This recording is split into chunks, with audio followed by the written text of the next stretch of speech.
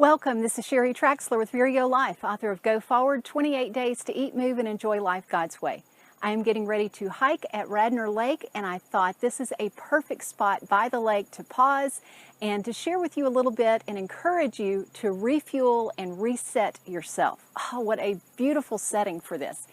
And I want to talk to you about there was a beautiful butterfly I just saw in the camera that flew by. Actually, I saw a turtle or something jumping out of the water earlier. Anyway, what was I saying? That I want to encourage you to take care of yourself. And I want to tell you about a woman I greatly admire who really knew how to do that on a whole nother level.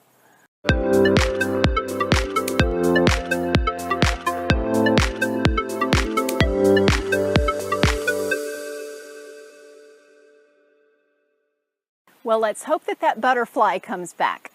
One of my dearest friends talked to me once about the Proverbs 31 woman, that she was so frustrated thinking about Proverbs 31 woman because she thought, I never can measure up to that.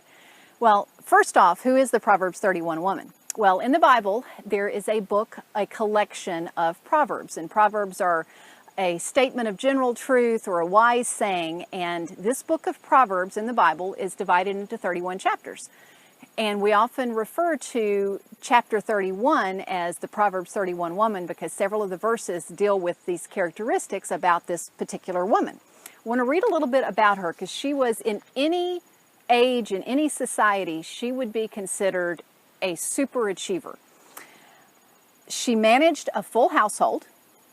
She ran at least 2 successful businesses. She ministered to the poor. And she lived in a way that her family and her friends loved her and called her blessed.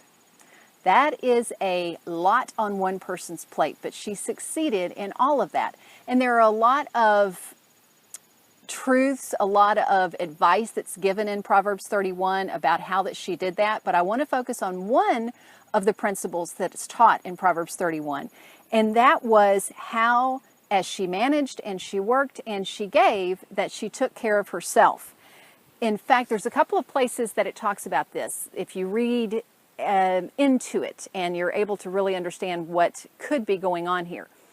One of the businesses that this woman ran was a clothing business. She manufactured and sold clothing. And specifically, she manufactured and sold linen sashes.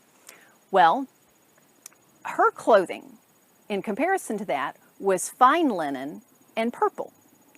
That doesn't sound like much to us, but in that day, we would have gone, oh, wow, that is huge. So I did some research for my book, Go Forward, about her linen sashes and about her fine linen and purple. So colorful clothing of fine linen may not seem like a big deal now, but a few thousand years ago, you would read that and say, that is a big deal. Laborers use, I'm going to have trouble with these words. She sells seashells by the seashore. Okay. Laborers used sea snails to make purple dye. It took about 12,000 of those smelly sea snails to accumulate 1.4 grams of purple dye. The historian Theopompus wrote that purple dyes fetched its weight in silver. That was the stuff only royalty could afford. That's why we think of royal purple, because it was so expensive. And she had her closet full of fine linen dyed in purple. One of the times that I came close to that was I was in Chicago at a Chanel boutique and was trying on 3 jackets.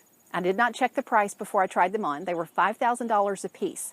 And within about 5 minutes, I had tried them on, and I thought, I just tried on $15,000 worth of clothing in 5 minutes. Oh, my word.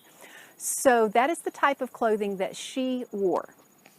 Beyond caring for herself with her clothing, she also made tapestry for herself. She took the time to do something for herself that she enjoyed.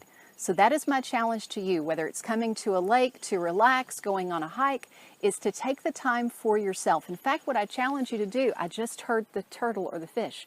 Pardon me, I'm going to turn around and see if I can find it. No, I wanted to point it out if I could find it for you. So here's my challenge to you, that you take the time to make a list of 10 things that you would like to do that would refuel you, that would reset you. whether it's hiring a trainer, going to a spa, just getting a massage, whatever it might be. If you can't afford it right now, begin saving up. Take the time to take care of yourself. That is my challenge to you, because you are worth it. Thanks so much for watching. Remember to subscribe so that you can be the first to receive these videos and butterflies and turtles or whatever else that happens to be in the videos. Until next time, find your path and fulfill your potential.